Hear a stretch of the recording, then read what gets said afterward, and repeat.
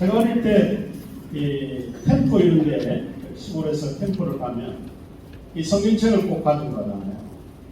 가지고 와서 이제 저녁에 잘 때 베개가 없어가지고 성경책을 베고서 오면 다음날 우리 어머님한테 제가 굉장히 맞아요. 이 거룩한 성경을 가지고 머리에 베고 잤다. 그러니까 이 우리 어머님 같은 분은 지금 이제 90몇 세인데 이 성경을 굉장히 아주 소중하게 오늘 이제 교회 다니는 사람은 지금 성경책을 안 들고 다니잖아요. 이게 아이폰이나 이게 다 이게 어플에 다 있어가지고 안 들고 다니는데 지금 또 우리 어머니는 너는 목사가 된 놈이 성경책을 안 들고 다닌다. 그래서 집 나올 때 조금 들고 나왔다가 가요.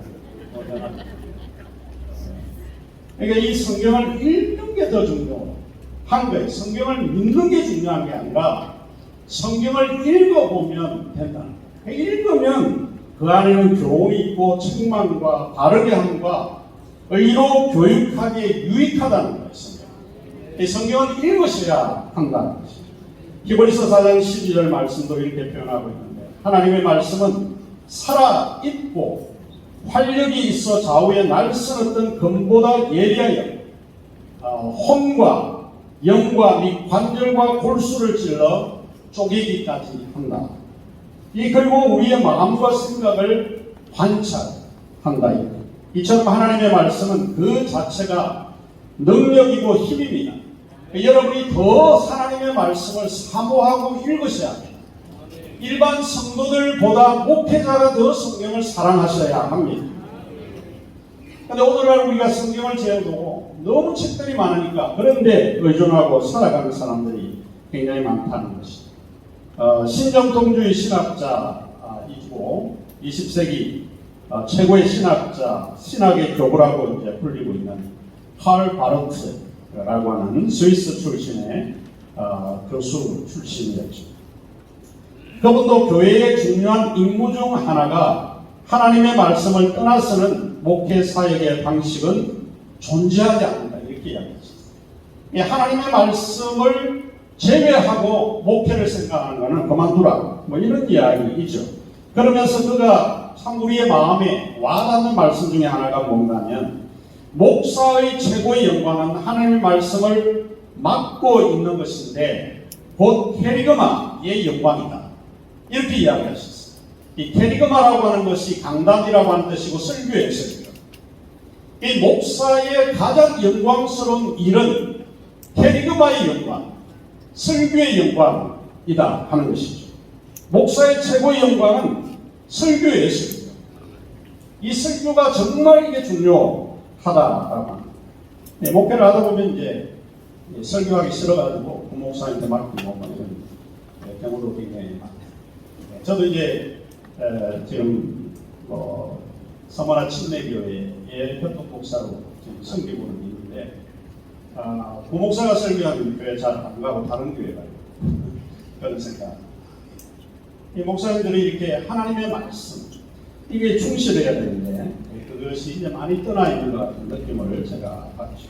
저는 하나님의 말씀으로 돌아오라라고 하는 이 외침은 어쩌면 포스트 코로나 시대에 더 필요한지 모릅니다. 하나님 말씀으로 돌아가야 합니다. 여러분이 설교하는 거 귀찮게 여기서는 안 됩니다. 여러분이 설교하는 것은 준비를 미리 하셔야 되고 그게 최고의 영광입니다. 여러분이 지금 최고의 영광, 캐리그마의 영광을 가지고 있는 것이 여러분이라고 하는 것 자부심을 가지시기를 바랍니다. 그리고 하나님 말씀을 여러분이 그릇되이 사용해서는 안 됩니다. 종종 이제 조그마한 교회일수록 목사님이 하나님 말씀을 설교할 때 인신 공격을 굉장히 많이 해요. 말씀을 빗대서 인신 공격. 제가 어느 교회를 갔는데 말씀을 드리기는 조금 어렵지만 목사님이 교인 성실하지 않다고 하루 종일 그 성경 말씀은 이야기 안 하고 그분 욕을 하던데 뭔지는 몰라요. 근데 사실은 욕 들을 사람은 지금 집에 있고 이 앉아있는 사람들은 욕 들어야 될 사람이 아니죠. 그러니까 여러분이 말씀에 충실하신 온 사람들 여러분이 기대한 사람이 안 와도 목회자는 사실은 그렇잖아요. 내가 이게 설교해가 누가 이 내 말씀을 들었으면 좋겠다 이런 생각을 하고 있거든요. 근데 목회해보면 또 그 사람이 안 와요. 또. 그러나 여러분이 온 그 사람을 위해서 성실하게 말씀을 전파하셔야 됩니다. 오지 않는 사람 그거 아무리 해봐야 100번 소용이 없어요. 있는 사람은 피폐해져요. 하나님 말씀은 욕 듣고 가는 그렇게 하시면 안 된다. 그래서 하나님 말씀을 여러분이 그 말씀을 빗대어서 여러분이 합부하는 것이 아니에요. 그런 사람, 그런 목회자들 굉장히 많이 있습니다. 바울은 디모데에게 이 사실을 우리에게 잘 상기해 주고 있는데, 바울은 그런 이야기를 해요. 마음이 부패해지고 진리를 잃어버릴 수 있다라고 하는 이런 생각을 가지고 있는 바울이 디모데에게 이렇게 이야기를 해요. 경건을 이익의 방도로 생각해서는 안 된다. 이런 이야기예요. 여기에는 godliness is mean to 이런 걸로 생각하지 않아야 합니다. 이렇게 경고하고 있거든요. 그러므로 목회자는 경건을 이익의 방도, 다소 과소하게 표현 하자면 돈벌이의 수단으로 목회를 생각하지 말라. 여러분이 하나님 말씀을 배우고 있고 하는 것이 돈벌이 수단이 아니라 영혼들에게 여러분이 하나님 나라를 전파하는 그런 사명감으로 하나님 말씀을 읽고 전파해야 한다 하는 것입니다. 하나님 말씀으로 여러분이 승부를 거셔야 합니다. 여러분이 하나님 말씀을 더 사모하고 더 해야 합니다. 이것이 여러분의 교회를 부흥시키지 않을까 믿습니다. 두 번째의 이유, 좀 많이 길어졌는데요. 네가 하나님의 아들이거든 뛰어내리라. 너무 우리가 이제 목회자들이 잘 알고 있는 구절입니다. 이거는 사탄으로 받은 두 번째 시험입니다. 사탄은 예수님을 성전 꼭대기에 세우고 이제 다음과 같이 유혹을 하시는 거죠. 네가 만일 하나님의 아들이거든 뛰어내리라 하는 겁니다. 그리하면 하나님이 너를 위하여 그의 사자들을 명해서 그들이 손으로 너를 받들어 발이 돌에 부딪히지 않게 하리라. 그러니까 이스라엘이 돌이 많다는 것도 우리가 여기에 조금 알 수 있는 것입니다. 이 두 번째 유혹은 저는 자기 긍정의 유혹으로 좀 정의를 내리고 싶습니다. 자기 긍정. 그럼 우리 시대는 뭔가 자기를 피해야 되고 자기를 나타내야 된다. 이런 이야기를 많이 하잖아요. 이 자기 긍정의 유혹. 이 자기 긍정의 유혹은 자기를 스스로 부정할 수 없는 그런 비겁함이야.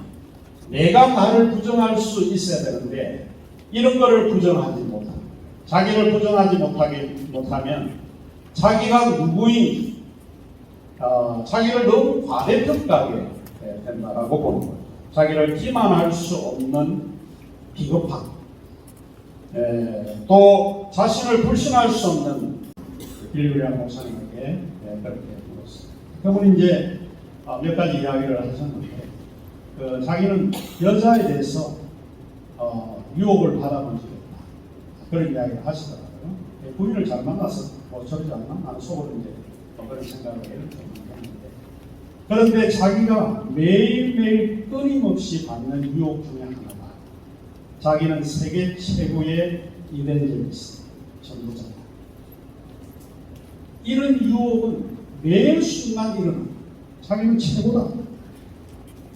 세계 최고의 전도자다. 이런 이제 이야기를 한다. 제일 어려운 게 그런 겸손입니다. 그런 이야기를 하셨습니다. 실제로 이제 그런 고백을 했는데 참 일리 있는 이야기. 실제로 겸손은 힘듭니다. 우리는 늘 우리 자신을 긍정하는 유혹에서 벗어나야 한다 하는 것입니다.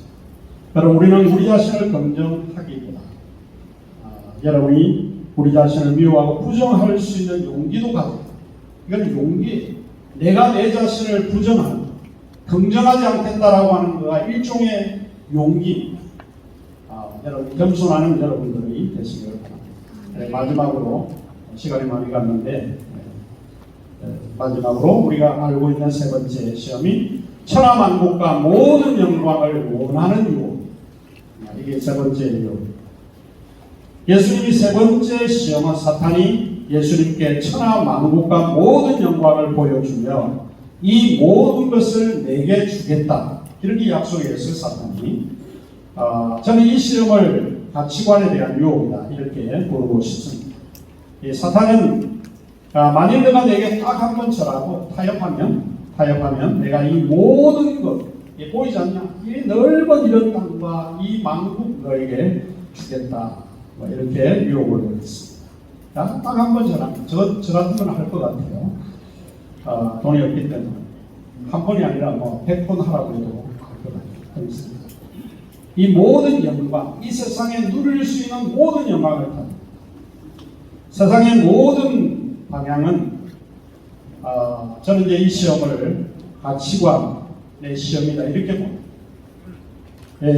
세상의 모든 방향은 가치관을 어디에 두는가에 따라 결정되어집니다. 가치관은 세상을 바라보는 눈과 같습니다. 우리는 우리의 가치관을 어디에 두는가에 따라서 삶의 방향과 목적이 달라지고 결정이 되어집니다. 에릭 프롬이라고 하는 그런 심리 철학자는 소유나 존재에서 두 가지 유형의 가치관을 설명을 합니다. 하나는 to have에 두는 가치관을 이야기하고 또 하나는 to be에 가치관을 두는 것을 이야기합니다. 어떤 사람은 소위 이제 모든 소유 이런 거에 가치를 두고 살아가는 사람들이죠. 이런 사람들은 이제 기업가들 이런 거죠. 세상 일을 하시는 분들. 이런 사람들은 존재의 의미를 두는 게 아닙니다. 이런 사람들은 대부분 to have 이 소유에 두고 있습니다. 그러나 우리 목회자들은 그러면 돈을 버는 데에 가치관을 두는 것은 아니잖아요. 우리가 소명을 받고 하나님의 일을 하겠다라고 할 때 돈을 벌기 위해서 우리가 이 일에 뛰어드는 것은 아닐 거예요. 그래서 우리가 지금 포커스를 맞춰야 되는 방향은 존재의 가치가 더 있다 하는 이 의미를 두고 이제 우리가 살아가는 거다 그렇게 생각을 합니다.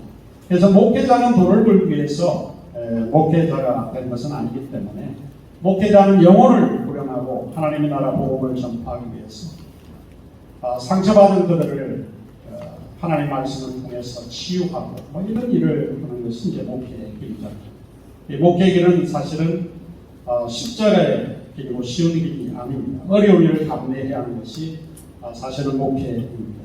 재정적으로 어렵고 힘든 그런 것을 감내해야 하는 그런 주님의 우리를 목회의 길로 부르셨습니다. 2007년 7월에 미국의 최초의 전교도 대학이었던 하버드 대학교 역사상 최초로 여성 역사학자였던 드루 길킨 파우스트라고 하는 여성이 총장으로 되었습니다. 미국의 역사에서 맨날 캔디데이트로 여성이 올라와요. 정치적으로. 그렇지만 늘 떨어져요.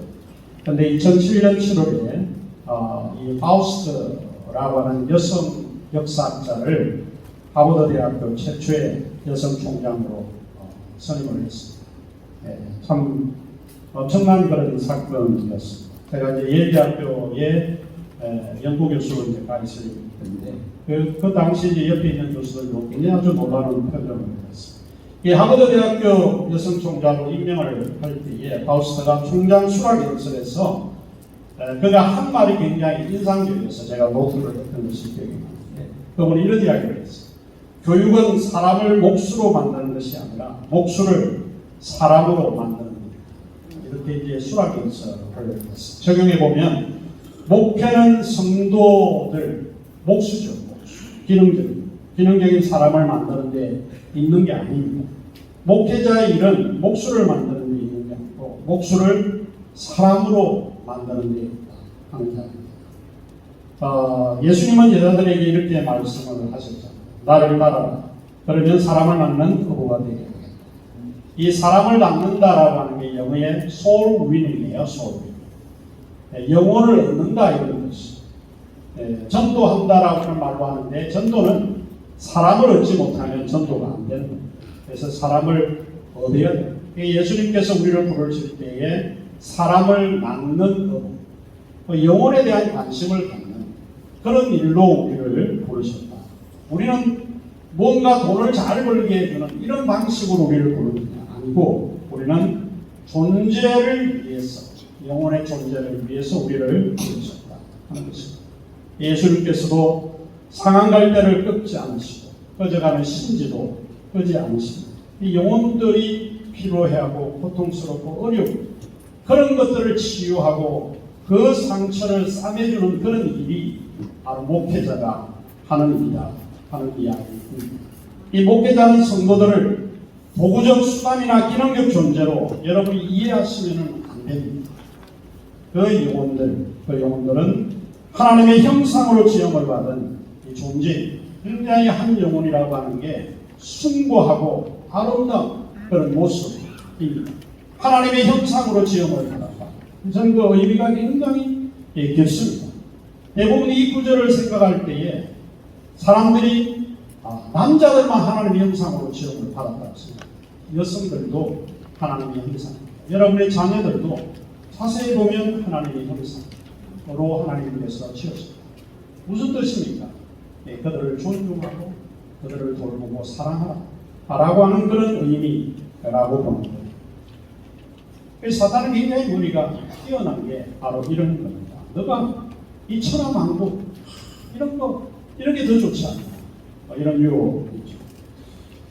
지난번에 이제 저희 철학회에서 학회를 했는데 요즘 이제 화두가 되고 있는 그런 이야기 가운데 하나가 탈성장을 이야기를 하더라고요. 탈성장. 성장이라고 하는 것은 기업에서 많이 이야기하고 경제학에서 많이 사용하고 있는 게 성장인데, 그 경제학에서 이제 이야기하는 것 가운데 이제 성장의 시기가 지났다.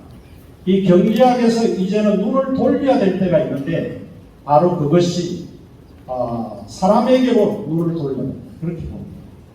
그런데 이렇게 하는 데가 하나 있는데 그 발표자가 변호사인데 그 발표자가 하는 이야기가 자기는 평생 경제학을 공부를 했지만 이제는 탈성장을 논할 텐데 이 탈성장을 논의하는 곳이 하나 있다는 거야.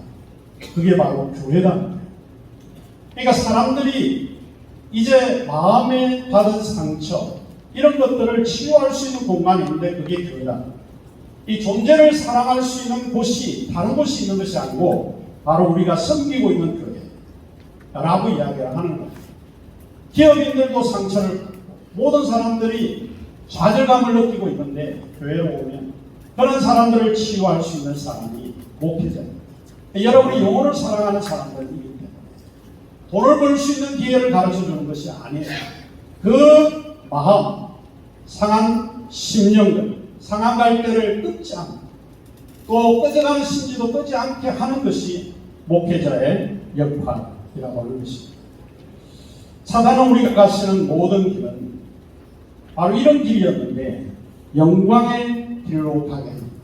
항상 영광의 길, 고난의 길이요 죽음의 길이라고 하는 것은 사탄이 알 수 있습니다. 될 수만 있다면 주님이 가시는 고난의 길을 막아야겠다 하는 것이 바로 사탄의 역할입니다. 사탄은 예수님을 영광의 길로 걷게만 하면 공생애는 망치게 될 거다라고 하는 것을 알게 된 것이죠. 사람 하나 망치는 것은 굉장히 쉽습니다. 실제로 여러분 사람 망치는 방법 딱 하나 있는데 그거는 자꾸 부추기면 돼요. 부추기면 그 사람 망합니다. 참 잘한다, 굉장하다, 너 훌륭하구나. 제가 들어본 설교 중에 제일 훌륭해. 그래 목사 망칩니다. 그러니까 사람 망치는 것은 영광의 길을 가게 하면 돼요. 예수 그리스도에게 하시관이 아니라 영광의 멸관을 씌우면 되는 겁니다. 저는 오늘 이 말씀을 대하면서 이런 생각을 한번 해보게 됩니다. 목회자의 길과 그 의미는 자기 자신을 선택할 수 있는 용기를 가졌습니다. 목회자로서 내가 내 자신을 선택할 수 있는 용기 가져야하는데 문화신학자인 폴틸리라고 하는 신학자는 자기의 책임 존재로의 용기, 컬지 투비라고 하는 존재의 결정과 선택을 용기로 봤습니다. 그러니까 여러분이 해야 될 의무는 바로 존재를 사랑하는 그 임무를 여러분이 맡으셨다 그런 것입니다. 우리가 어떤 사람이 되어야겠다 선택하는 일은 분명 용기, 목회의 길은 용기가 없으면 선택할 수 없습니다. 목회자는 자신을 부정할 수 있는 그런 용기가 있었기에 이 길을 선택할 수 있었다고 저는 믿습니다. 실제로 우리는 우리를 부정할 때 우리를 선택할 수 있습니다. 우리를 부정할 수 있는 용기, 우리 자신을 불신하고 우리 자신을 기만이라고 하는 것은 좋은 용어가 아니지만 스스로 기만도 해볼 수 있는 이런 데 용기가 좀 필요하지 않을까 합니다. 이 소인배들은 항상 자기 이익과 자기의 소유 이런 데 존재에 관심을 갖지 않습니다. 제가 좋아하는 그 논어의 이야기 중에 하나가 군자는 항상 이게 옳은가를 생각합니다. 소인배들은 항상 이게 이익이 되는가 이런 이야기입니다. 군자 유의 소인 유의 이런 이제 유명한 이야기를 하는데 그게 이제 중요합니다. 여러분의 가치관이 뭔가 내가 가치관은 소유, 이익, 명예 이런 데 있습니다. 여러분이 가지는 그 가치관은 존재에 있어요. 영혼을 사랑하는 그 가치관을 여러분이 가질 때 목회는 성공할 수 있다고 믿습니다. 여러분이 목회가 정말 행복하고 즐거운 목회가 되시기를 주님의 이름으로 축원합니다. 감사합니다.